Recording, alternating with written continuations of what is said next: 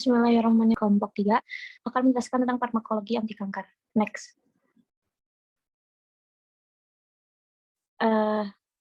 Kelompok 3 terdiri dari saya, Nida, Hanifah, Erlisa, dan Fida. Next. Definisi kanker yaitu pertumbuhan yang abnormal dari sel yang dapat terjadi di seluruh jaringan tubuh. Dengan karakteristik yang pertama pertumbuhan yang tidak terkontrol, kedua invasi, yang ketiga metastasis, yang keempat bentuk tidak beraturan. Seperti gambar di samping. Next. Jenis kanker menurut Yayasan Kanker Indonesia, diantaranya kanker serviks, kanker payudara, kulit, nasofaring, paru, hati, kelenjar getah bening, usus besar, dan leukemia. Kemudian ada gejala kanker secara umum, yang pertama nyeri, yang kedua pendarahan, yang ketiga gangguan buang air kecil dan buang air besar, kemudian gangguan pencernaan, berat badan turun drastis, ada benjolan dan perubahan kulit. Next.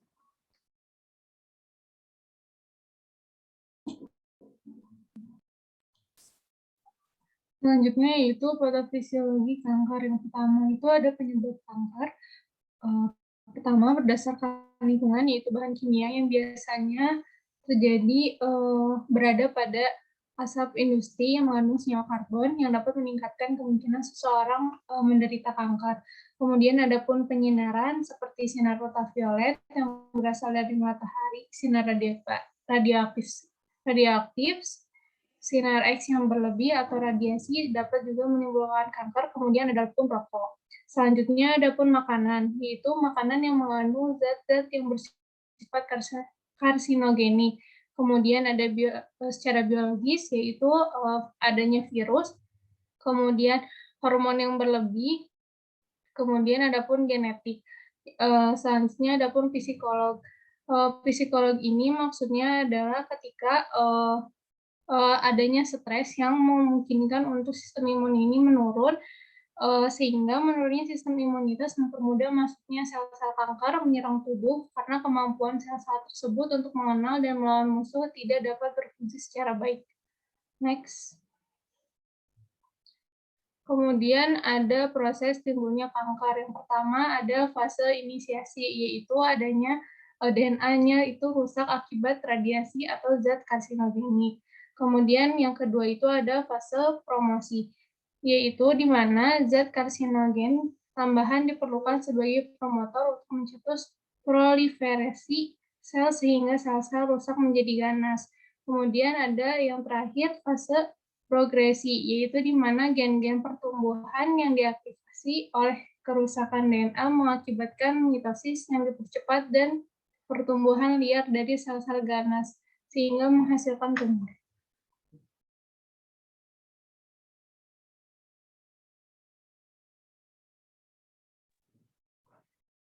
Sebelum memahami bagaimana target kerja obat anti kanker, mari pahami mengenai siklus sel. Siklus sel ini terdiri dari fase G1, S, G2, dan M, di mana G1, S, dan G2 adalah fase interfase, dan M atau mitosis terdiri dari profase, metafase, prometafase, anafase, dan telofase. Next. Setelah memahami fase siklus sel, obat-obat anti kanker bekerja pada satu atau seluruh fase siklus sel. Pada gambar sebelah kanan, mari kita lihat pada fase S dan fase M. Obat yang bekerja pada fase tersebut disebut obat yang spesifik terhadap siklus sel, karena obat anti kanker hanya membunuh pada satu fase saja. Selain obat yang tercantum pada gambar, 6 merek topurin, dan methotrexate merupakan anti kanker yang bekerja pada fase S, di mana obat tersebut mengganggu proses sintesis DNA. Sedangkan pada fase mitosis, alkaloid vinca dan paclitaxel akan mengganggu proses pembelahan sel. Ada juga obat yang non-spesifik terhadap siklus sel seperti alkylating drug, nitrosourea, antitumor antibiotik, dan sebagainya. Dan obat-obat tersebut bekerja pada fase istirahat atau kita kenal dengan G0, atau dapat juga membunuh sel pada semua fase dalam siklus. Next.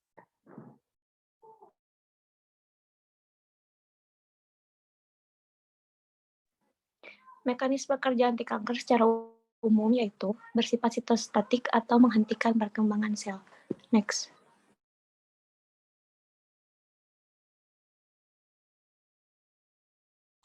Adapun penggalangan obat anti kanker yang pertama yaitu alkilasi. Pertama yaitu golongan kormetrin yang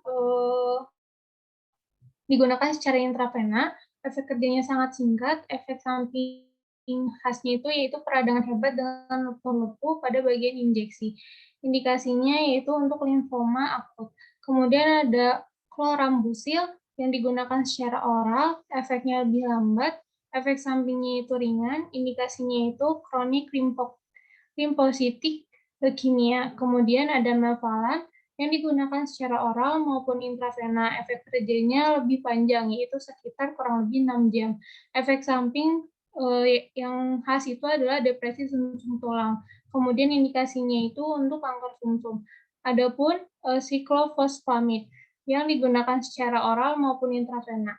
Efeknya mengakibatkan hemorhagik sistik. Efek sampingnya yaitu supresi sumsum, radang kandung kemih, indikasinya meloma dan leukemia limfatik. Next. Yang kedua yaitu ada antimetabolit yang dibagi menjadi 3 golongan, yaitu obat antagonis asam fosfat. Contohnya methotrexat, yaitu menghambat reduksi asam folat menjadi tetrahydrofolic acid atau THFA yang digunakan secara oral, intramuskular, dan intravena. Efek samping khasnya itu yaitu depresi sumsum tulang dan indikasinya untuk terapi fosfoarisasi. Kemudian obat antagonis pirimidin. Contohnya fluorouracil, yaitu merintangi sintesis DNA melalui proses saingan dengan pirimidin. Digunakan secara parenteral, efek sampingnya mielosupresi. Indikasinya yaitu untuk tumor payudara, usus besar, dan rektum. Kemudian ada obat antagonis purin, yaitu mercapotropurin, menghambat sintesis purin dan DNA di sel-sel yang tumbuh pesat. Digunakan secara oral, efek samping khasnya itu merusak hati atau ikterus. Indikasinya untuk leukemia akut pada anak-anak. Selanjutnya adalah antimimotika. Antimimotika ini terdiri dari 3, yaitu alkaloid vinca, fodofilin, dan taksan, di mana pada alkaloid vinca ini bekerja dengan berikatan dengan tubulin, menghambat pembentukan benang spindle. Contohnya adalah vincristin dan vinblastin. Efek samping yang khas dari alkaloid vinca adalah depresi sumsum tulang. Kemudian ada fodofilin. Fodofilin bekerja spesifik mencegah sel memasuki fase G1 dan replikasi DNA di fase S dengan menghambat topoisomerase 2, enzim topoisomerase 2. Efek samping yang khasnya adalah leukopenia, tapi secara reversibel. Contohnya adalah kamtotekin, irinotekan, dan topotekan. Kemudian ada taksan. Taksan ini bekerja dengan menstabilisasi mikrotubular sehingga mencegah pemisahan kromosom pada fase anafase atau fase mitosis. Nah, contoh dari taksan ini adalah nab-paclitaxel dan docetaxel. Efek samping yang khas dari obat-obatan taksan adalah mielosupresi, neutropenia, dan neuropati. Next.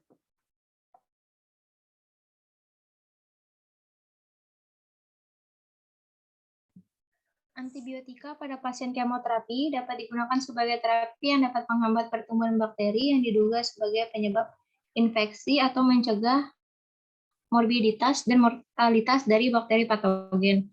Contoh antibiotik yang biasa digunakan untuk pengobatan anti kanker yaitu golongan antrasiklin. Antrasiklin merupakan golongan antibiotik yang digunakan pada pengobatan kemoterapi kanker. Obat-obat golongan antrasiklin yaitu daunorubicin HCl, doxorubicin HCl, epirubicin, dan flikamicin. Yang paling banyak digunakan yaitu doxorubicin, yaitu untuk terapi berbagai macam jenis kanker seperti leukemia akut, kanker payudara, dan kanker tulang dan ovarium. Next. Selanjutnya, hormon steroid dan antagonisnya. Hormon ini bisa digunakan untuk pengobatan penyebaran neoplasia atau pertumbuhan abnormal pada sel. Sebagai contohnya di sini ada yang pertama megastrol asetat, yaitu hormon progestin yang efektif untuk pengobatan kanker payudara. Lalu yang kedua tamoxifen sitrat itu merupakan antiestrogen untuk pengobatan kanker payudara. Lalu yang ketiga dan keempat yaitu flutamid dan bicalutamid, yaitu merupakan antiandrogen yang kuat yang fungsinya untuk pengobatan kanker prostat stadium lanjut.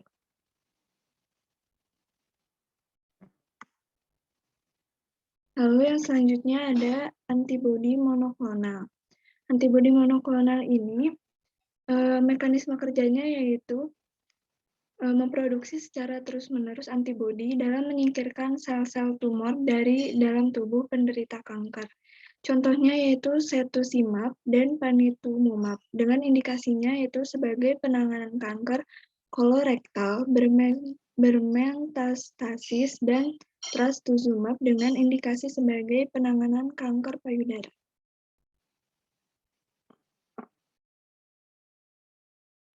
Yang ketujuh, golongan enzim dan kemoterapi lainnya, yaitu erlotinib dan gefitinib adalah reseptor tyrosine kinase inhibitor yang bekerja pada reseptor faktor pertumbuhan epidermis.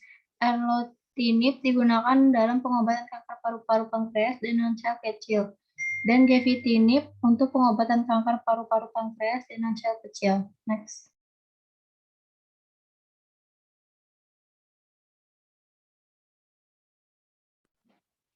Selanjutnya, ada klasifikasi obat anti kanker berdasarkan mekanisme kerjanya. Yang pertama, obat yang mempengaruhi DNA dan proses mitosis.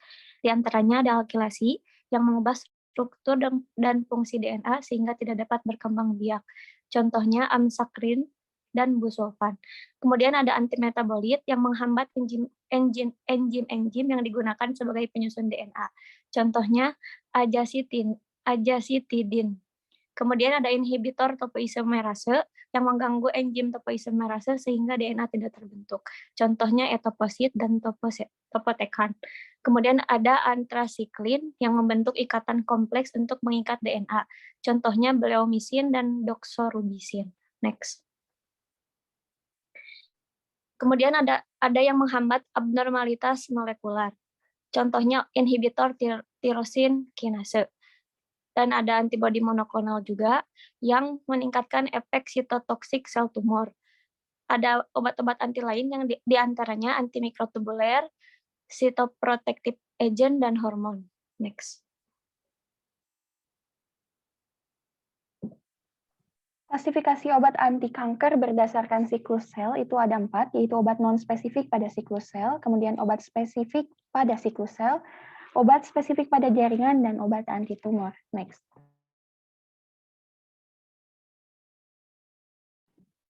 Obat yang non-spesifik pada siklus sel yaitu ada golongan alkilasi, bekerja dengan menghambat langsung sintesis DNA sel kanker yang menyebabkan cross-link DNA. Contohnya itu ada nitrogen mustat, yaitu chlorambucil, siklofosfamid, ilosfamid, dan mevalan. Golongan nitrosurase itu ada streptozothin, golongan busulfan yaitu mefloretamine, dan golongan nitrosaure bersifat larut lemak. Senyawa antivirus itu bekerja dengan menghambat sintesis DNA, dan golongan antibiotik bekerja berikatan dengan DNA untuk mencegah proses replikasi DNA dan proses sintesa RNA yang menyebabkan kematian sel kanker. Golongan platinum analogs itu bekerja dengan berikatan silang dengan rantai ganda DNA, efeknya menyerupai alkilator.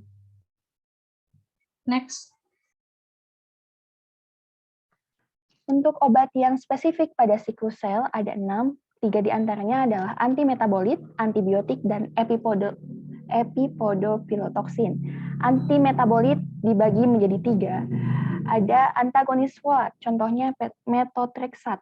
Kemudian ada antagonis pirimidin, contohnya 5-fluorourasil, dan ada antagonis purin, contohnya mecaptoprurin. Obat-obat tersebut bekerja menghambat sintesis purin dan pirimidin. Nah, kemudian ada antibiotik, anti kanker, sama seperti penjelasan sebelumnya, bekerja dengan menghentikan sintesis DNA pada fase S dengan contoh obat seperti pada slide. Kemudian ada epipodopilotoksin, adalah nama lain dari inhibitor topoisomerase, sehingga mekanisme kerjanya sama, yaitu memutus untai DNA pada fase akhir S dan fase G2. Contohnya adalah etoposid, tenoposid, dan mitosantron. Next.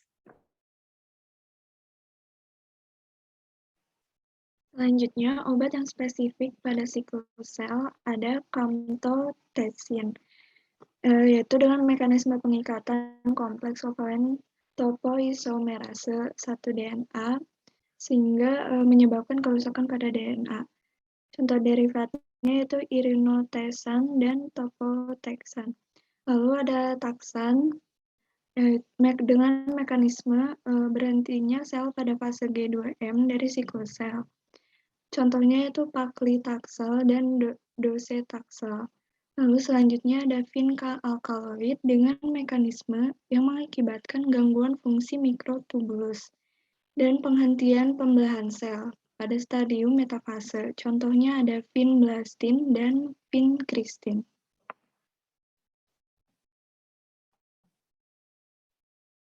Selanjutnya yaitu obat yang spesifik pada jaringan, yaitu merupakan obat-obat antagonis hormon. Antagonis hormon atau antihormon adalah senyawa-senyawa yang merintangi hormon di jaringan tujuan sehingga menghalangi mekanisme kerjanya. Yang pertama ada antiestrogen, contohnya tamoxifen, bekerja melalui penempatan reseptor estrogen pada tumor payudara yang bersifat estrogen dependent. Kemudian ada anti-androgen, contohnya siproteron, bekerja dengan menghalangi pengikatan DHT dihidrotestosteron aktif pada reseptornya dalam sel prostat sehingga DHT tidak dapat berfungsi. Senyawa ini digunakan pada kanker prostat. Kemudian ada derivat LH-RH, di mana memiliki mekanisme kerja melalui stimulasi sementara dan hipofisis dan testis kemudian menghambat sehingga kadar testosteron darah menurun.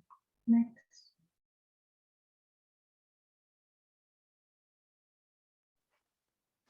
Selanjutnya, obat antitumor lain, contohnya aminoglutamid, interferon alfa 2A dan alfa 2B, kemudian ada L-asparaginase dan tretinoin. Next. Efek samping obat kanker secara umum yaitu ada jangka pendek dan jangka panjang. Jangka pendeknya itu dapat berupa depresi sumsum tulang, reaksi gastrointestinal, roda paksa fungsi hati dan ginjal, kardiotoksisitas, pulmotoksisitas, neurotoksisitas, reaksi alergi, dan efek toksik lokal. Untuk jangka panjangnya yaitu karsinogenisitas dan infertilitas. Next. Selanjutnya, aplikasi klinis anti kanker, yaitu ada dengan kemoterapi.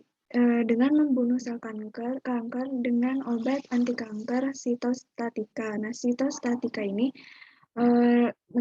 didasarkan dengan penghentian mekanisme proliferasi sel. Kemoterapi ditujukan untuk terapi kanker yang sudah metastasis atau stadium lanjut. Lalu selanjutnya ada terapi biologis dengan imunoterapi. Fungsi sistem imun dapat distimulasi dengan baik atau imunostimulasi maupun ditekan. Jenis imunoterapi itu ada antibodi monoklonal, checkpoint inhibitor, vaksin kanker, imunoterapi non-spesifik, contohnya vaksin BCG dan sitokin. Lalu terakhir ada bisa dengan terapi hormon. Tujuannya untuk menghambat atau menghentikan pertumbuhan kanker yang berkaitan dengan hormon. Umumnya digunakan sebagai pengobatan kanker payudara dan kanker prostat.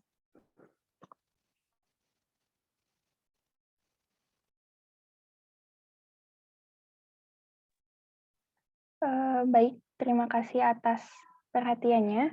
Cukup sekian presentasi dari kelompok kami, kelompok 3 Farmasi D. Selamat malam, wassalamualaikum warahmatullahi wabarakatuh.